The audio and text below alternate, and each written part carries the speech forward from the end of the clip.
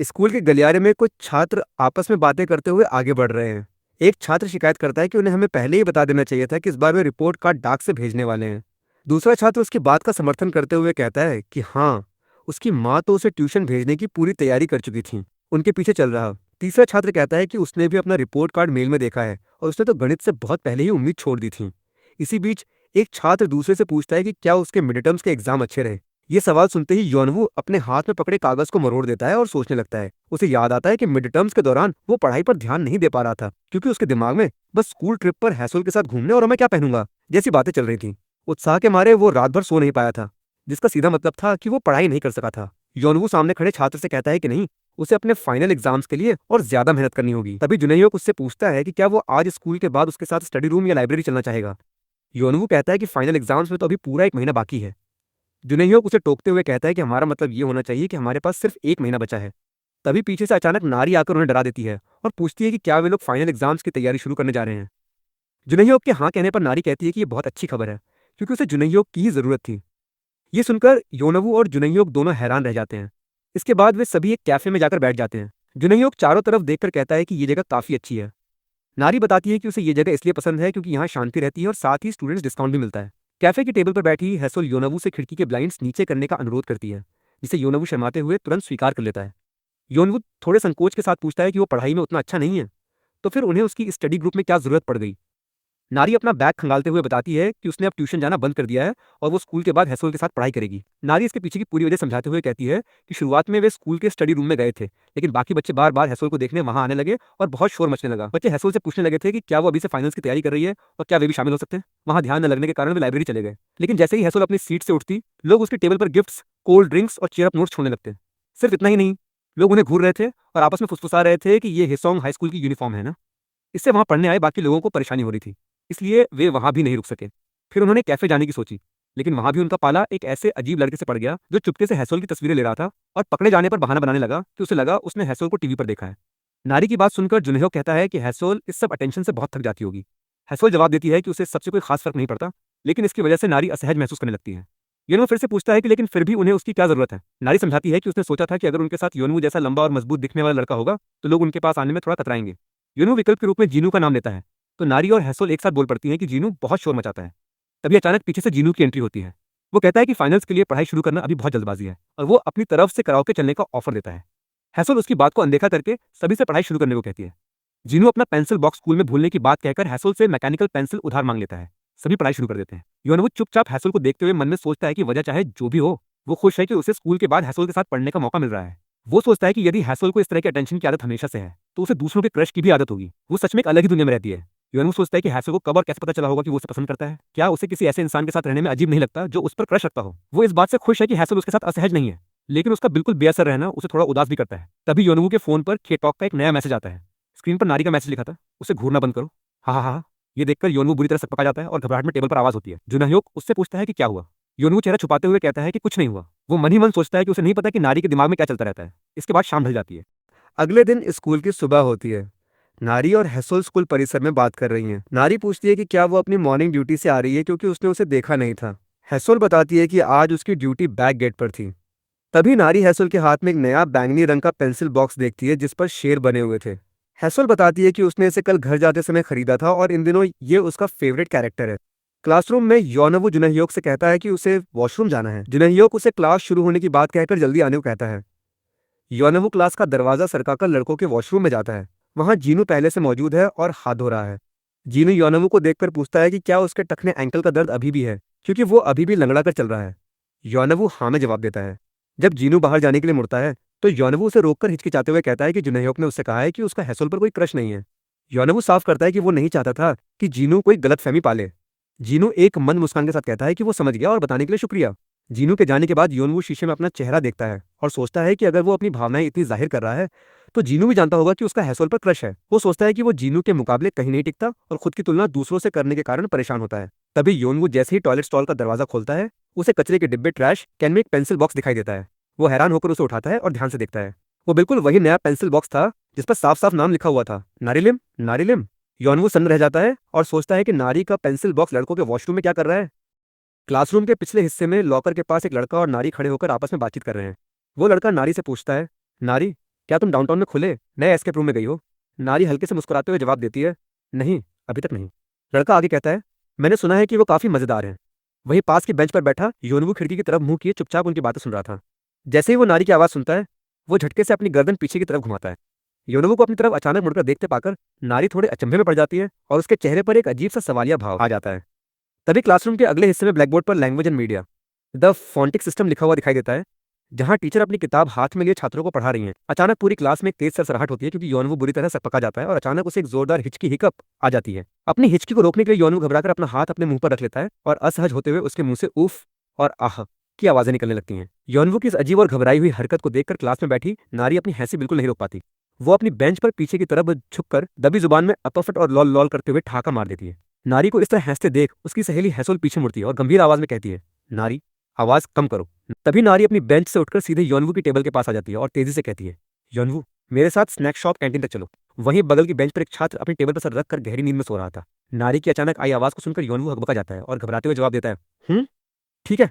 नारी जब आगे बढ़ने लगती है तो योनवू को इस तरह डरा और सहमा हुआ देखकर वो मन ही मन सोचती है, ओह, इसे देखो, ये कितना घबराया हुआ है। मुझे पूरा यकीन है कि ये पक्का हैसोल के बारे में ही कुछ बात होगी। ये बहुत ज्यादा क्यूट है। योनवू पीछे पीछे आते हुए थोड़े संकोच के साथ कहता है, वो वैसे, और गहरी सांस लेता है। तभी योनवू की झिझक को देखकर नारी पीछे मुड़ती है और बड़े ही दोस्ताना अंदाज में कहती है, हाँ, बोलो। योनवू इधर उधर देखते हुए कहता है, क्या मैं तुमसे 1 मिनट के लिए बात कर सकता हूँ? स्कूल के व्यस्त गलियारे में जहां से दूसरे छात्र गुजर रहे थे।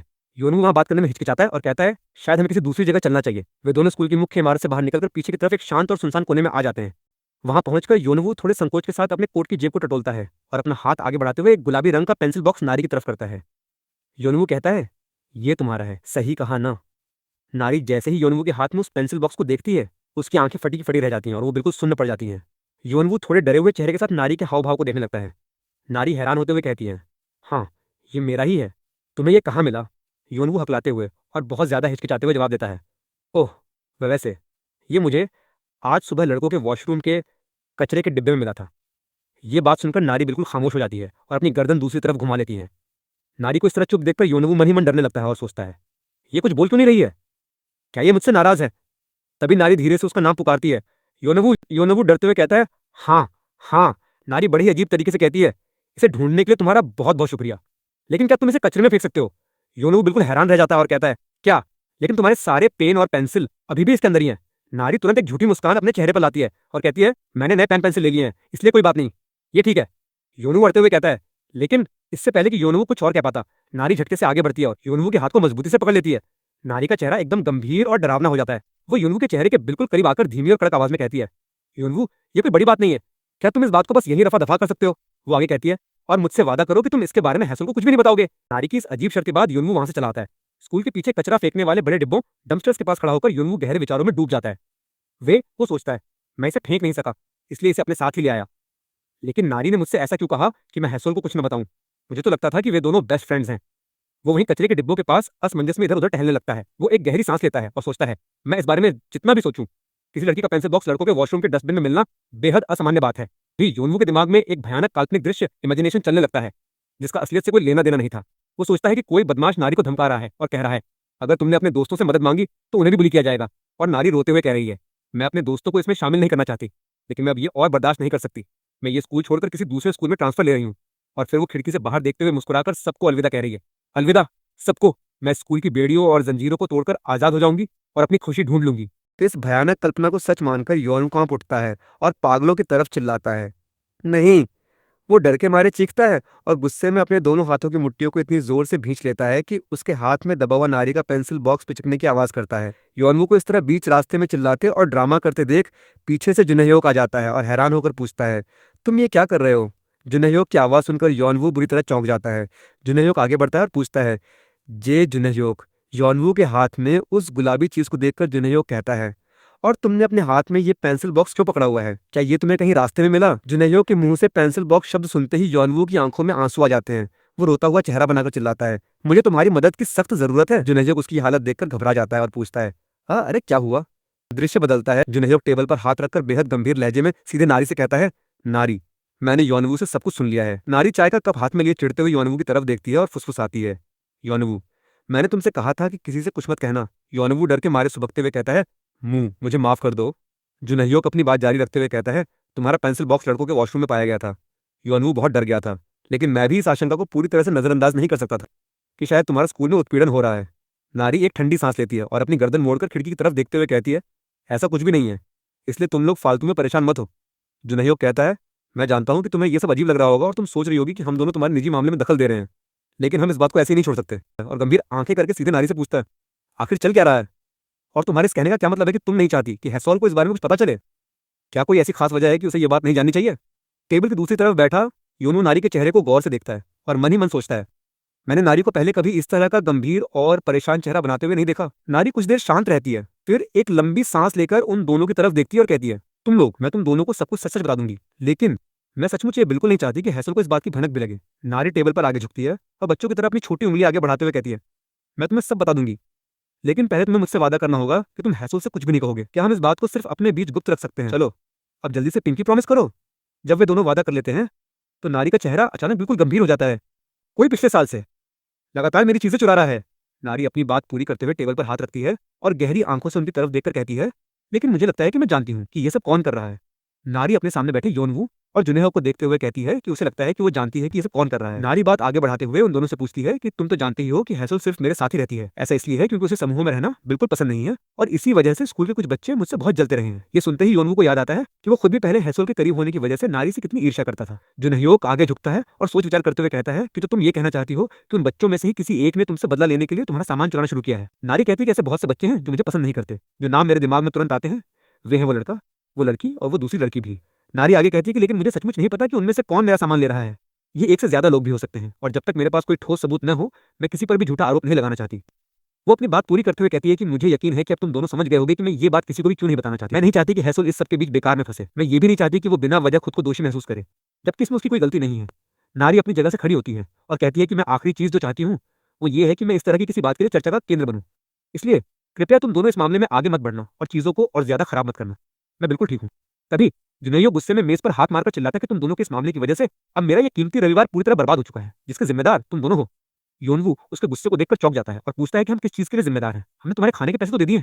नारी भी चिढ़कर कहती है कि मैं तो बाहर सिर्फ इसलिए आई थी क्योंकि मुझे लगा था कि हम कुछ मजेदार करेंगे। मुझे क्या पता था कि यहाँ मेरी इस तरह से पूछताछ शुरू हो जाएगी। नारी बाहर की तरफ इशारा करते हुए कहती है कि अब एक जगह है जहाँ मैं जाना चाहती हूँ, तो चुपचाप मेरे पीछे चले आओ। नारी जुनैयो को चिढ़ाते हुए कहती है कि जुनैयो, क्या तुम उस लड़की के साथ ऐसा बर्ताव करते हो जो तुम्हारी पसंदीदा प्रकार की हो? ये सुनते ही जुनैयो का पूरा चेहरा शर्म और खींच के मारे लाल पड़ जाता है और वो चिल्लाता है कि ठीक है चलो।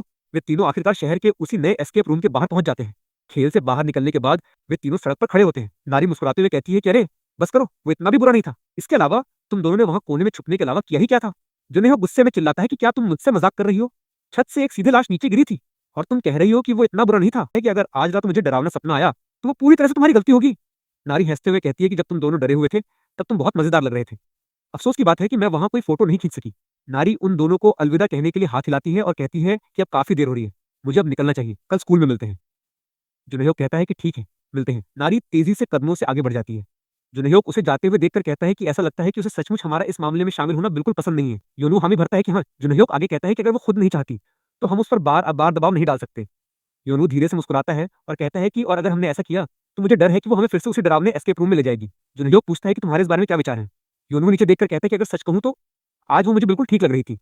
लेकिन तभी योनू के दिमाग में कैफे के अंदर नारी का वो गंभीर चेहरा गूंज उठता है जब उसने कहा था कि क्या तुम इसे बस यही रफा दफा कर सकते हो और मुझसे वादा करो कि तुम हैसल को कुछ नहीं बताओगे। योनू कहता है कि लेकिन ये बात मुझे अंदर ही अंदर लगातार परेशान कर रही है।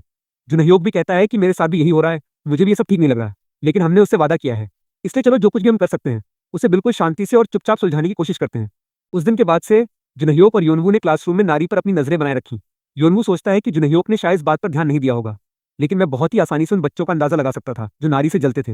हालांकि उनमें से किसी ने भी नारी को सीधे तौर पर परेशान नहीं किया था, भले ही मैंने उन्हें पीठ पीछे उसकी बुराई करते हुए कई बार सुना था। इसी तरह पूरा एक हफ्ता बीत चुका था, लेकिन ये मामला बिल्कुल वहीं का वहीं थमा हुआ था। एक दिन लैब की क्लास में जुनैयो योनवू के कान के पास झुककर फुसफुसाता है कि हे, क्या तुम्हारे पास कोई सुराग है? आखिर वो पेंसिल बॉक्स तुम्हें ही मिला था। उस दिन लड़कों के वॉशरूम में तुम्हारे अलावा और कौन मौजूद था? योनवू गहरी सोच में पड़ जाता है।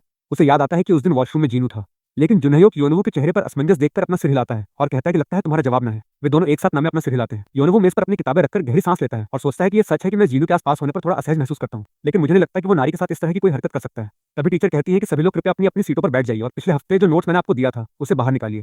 टीचर योनवू के खाली हाथ देखकर पूछती है कि क्या तुम इसे साथ नहीं लाए हो? योनवू कहता है कि आई एम सॉरी टीचर, मैं उसे अपनी दूसरी क्लास की डेस्क पर ही भूल आया हूँ। टीचर कहती है कि जल्दी जाओ और उसे लेकर आओ।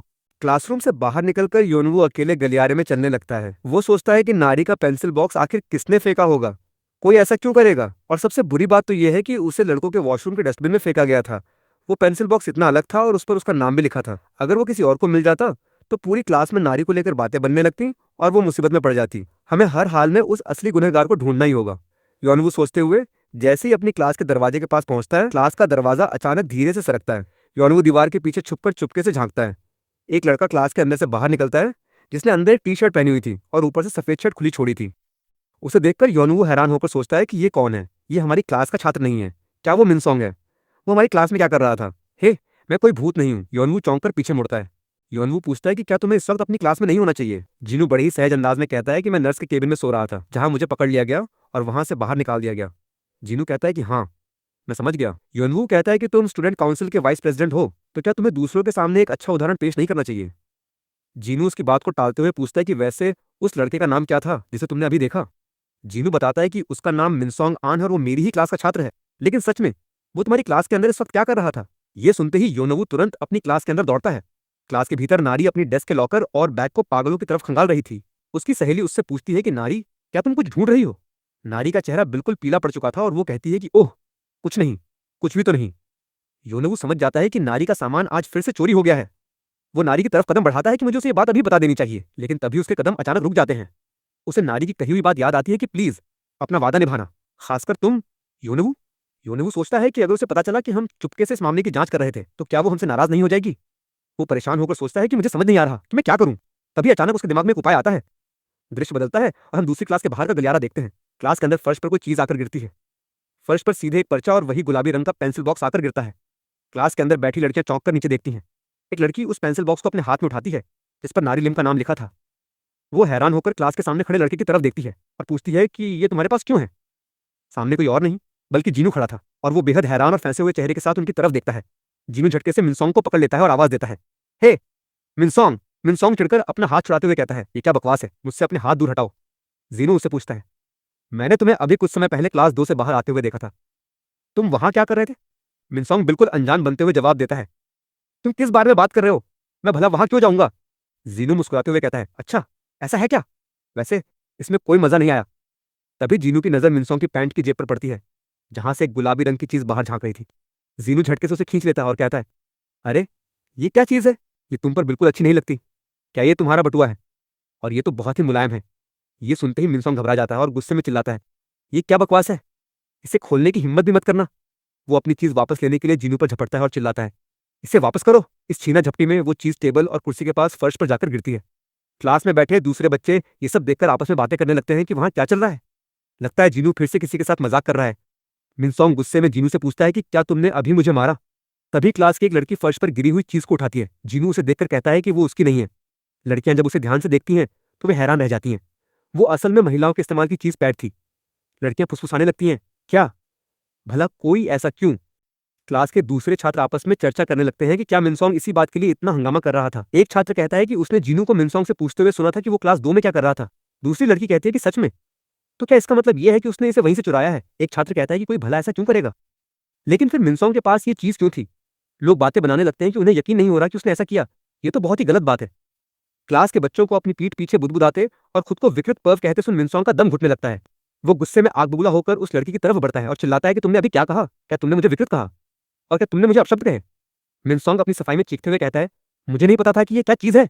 ये मुझे गलियारे में गिरी हुई मिली थी और मैं इसे बाद में खोए पाए सामान वाले डिब्बे में रखने जा रहा था। वो गुस्से में कहता है कि अगर तुम लोगों को पूरी बात नहीं पता तो अपना मुंह बंद रखा करो।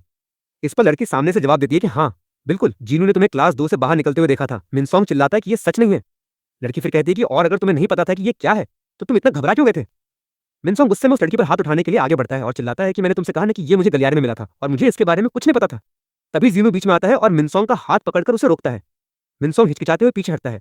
जीनू शांत लेकिन गंभीर आवाज में कहता है कि हमने तुम्हारी बात सुन ली है और अगर तुम्हें कोई परेशानी है तो मुझसे बात करो। तुम अपना गुस्सा उस लड़की पर क्यों निकाल रहे हो?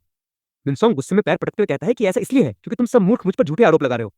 वो गुस्से में क्लास का दरवाजा सरकाकर बाहर निकल जाता है और जोर से दरवाजा बंद कर देता है। लड़की एक राहत की सांस लेती है और जीनू से कहती है कि जीनू, मेरी मदद करने के लिए तुम्हारा शुक्रिया। जीनू मुस्कुराते हुए कहता है कि कोई बात नहीं, क्या तुम ठीक हो? तभी पास बैठा एक छात्र अपनी नींद से जागता है और पूछता है कि क्या तुम्हारा मिनसोंग के साथ झगड़ा हुआ था? जीनू कहता है कि हाँ, तुम्हें मुझे जगा देना चाहिए था। जीनू उसके बिखरे हुए बालों को देखकर कहता है कि क्या तुम अभी अभी उठे हो? तुम्हारे बाल बिल्कुल बिखरे हुए हैं। जीनू आगे कहता है कि मैं तुम्हारा इंतजार करते करते ऊब गया था, इसलिए मैंने बस उसके साथ थोड़ा मजाक किया। दूसरा छात्र पूछता है कि बाकी बच्चे कहाँ हैं? जीनू कहता है कि वे सब अब तक खाना खा चुके होंगे, हमें जल्दी करनी चाहिए क्योंकि अब हमें 10वीं कक्षा के छात्रों के साथ बैठकर खाना पड़ेगा। चलते चलते वे आपस में बातें करते हैं कि हमें इस बारे में टीचर को बताना चाहिए। आखिर मिनसोंग को क्या परेशानी है? छात्र सोचता है कि लेकिन वो पोटली किसकी थी? क्लास दो। क्या हैसोल उसी क्लास में नहीं है? तभी गलियारे में हैसोल अपनी सहेली के साथ कैंटीन जाने के लिए निकलती है। जोनवू गलियारे में अकेले चलते हुए सोचता है कि वो मिनसोंग से अकेले में बात करेगा और इस समस्या को बिना कोई बड़ा बखेड़ा खड़े किए चुपचाप सुलझा लेगा। तभी अचानक चलते चलते योनवू किसी छात्र से टकरा जाता है। वो छात्र कोई और नहीं बल्कि मिनसोंग ही था। योनवू घबराकर कहता है, माफ करना। मिनसोंग बिना कुछ बोले गुस्से में वहां से आगे बढ़ जाता है। योनवू उसे पीछे से मुड़कर देखता है और सोचता है कि वो कम से कम कुछ तो बोल सकता था। मिनसोंग स्कूल के पिछले हिस्से में मैदान की तरफ जाता है और गुस्से में दीवार पर जोर से लात मारता है। वो गुस्से में खुद से कहता है कि इतने सारे लोगों में से वो सिर्फ वही क्यों होना था। वो अपना सिर खुजलाते हुए परेशान होता है कि मेरी तो किस्मत ही खराब है, वे दोनों पक्का मेरी शिकायत कर देंगे। तभी पीछे से योनवू दबे कदमों से वहां पहुंचता है। योनवू मिनसोंग को देखकर मन ही मन डरने लगता है कि वो तो मेरी सोच से भी कहीं ज्यादा डरावना लग रहा है। मुझे अपने साथ जुनह्यो को लेकर आना चाहिए था। लेकिन वो खुद को समझाता है कि डरने की कोई बात नहीं है। मिनसोंग खुद नहीं चाहेगा कि ये बात किसी को पता चले, इसलिए अगर मैं उसे बताऊंगा कि मैंने उसे देखा था तो वो मेरी बात पक्का मान जाएगा। योनवू हिचकिचाते हुए आवाज देता है, तुम मिनसोंग हो ना? मिनसोंग झटके से पीछे मुड़ता है। योनवू अपनी आंखें नीचे करके कहता है कि मैंने तुम्हें कुछ समय पहले हमारी क्लास से बाहर निकलते हुए देखा था और मेरी सहेली का सामान चोरी हो गया है। अगर किसी वजह से वो सामान तुमने लिया है तो कृपया उसे वापस कर दो। मिनसोंग योनवू को घूर कर देखता है और सोचता है कि ये वही लड़का है जो आजकल नारी के साथ घूमता रहता है। ये तो कुछ ज्यादा ही ध्यान खींच रहा है। मिनसोंग गुस्से में योनवू की तरफ कदम बढ़ाता है और चिल्लाता है, हे, क्या तुमने ये सब जीनू को बताया था? योनवू घबराकर पीछे हटता है और कहता है, न नहीं। मिनसोंग उसकी शर्ट का कॉलर अपनी मुट्ठी में दबोच लेता है और चिल्लाता है, तुम्ही ने बताया है ना? तुम्हारी वजह से मैं। योनवू डर से कांपते हुए कहता है, मैं बस इतना चाहता हूं कि तुम मेरी सहेली का सामान वापस कर दो और उससे माफी मांग लो। मिनसोंग उसे दीवार से सटाकर चिल्लाता है, मैं भला नारी से क्यों माफी मांगू? तुम कुछ नहीं जानते, तो बीच में दखल क्यों दे रहे हो? मिनसोंग गुस्से में कहता है कि उस लड़की की वजह से मेरी स्कूल की जिंदगी पूरी तरह बर्बाद होने वाली है, इसलिए तुम इस सबसे बिल्कुल दूर रहो। योनवू डर के मारे बुरी तरह कांपने लगता है और रोने जैसी हालत में अपनी आंखें बंद कर लेता है। तभी अचानक एक गंभीर और जानी पहचानी आवाज गूंजती है हैसोल। मिनसोंग चौंक कर पीछे देखता है। हैसोल वहां खड़ी थी और उसकी आंखें बेहद ठंडी और कड़क थीं। हैसोल आगे बढ़ती है और मिनसोंग का हाथ पकड़कर कहती है, मुझे तो ऐसा लगता है कि तुम खुद ही अपनी स्कूल की जिंदगी बर्बाद कर रहे हो। वो मिनसोंग की मुट्ठी को योनवू के कॉलर से हटा देती है और शांत भाव से कहती है, अब यहां से जाओ।